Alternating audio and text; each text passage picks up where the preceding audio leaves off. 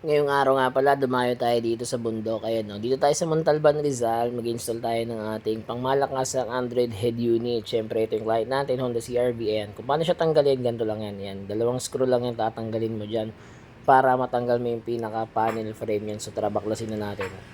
So, ito na nga. Sa part na to, binabaklas ko na yung mismong panel frame niya para matanggal natin yung pinaka-stereo. Ayan. Ganun lang siya kadali tanggalin. Tapos, ito may 4 na screw lang. Ayan.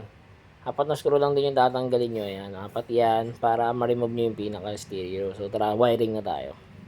At ayan na nga, nakapag-wiring na tayo. Nakapaglatag na rin tayo ng reverse camera natin. Ayan. So, isasalpak na lang natin. Ayan, isalpak na natin yung ating 7 inches Android. Swak na swak lang talaga sa Honda CR-V Gen 2. Ayan, syempre kasama pa rin sa package natin yung reverse camera. Di mawawala yun. And then, meron na rin itong Apple CarPlay na Android Auto. Pwede ka na rin mag-Waze, Netflix, YouTube, Google Map. O ano pang inaantay mo, mag-upgrade ka na rin. Baka ikaw na lang wala pa nito. Kaya so tara, upgrade na, DM lang, we do home service, may additional lang depende sa location, pero syempre yung kaya lang natin puntahan, yung pupuntahan natin, okay?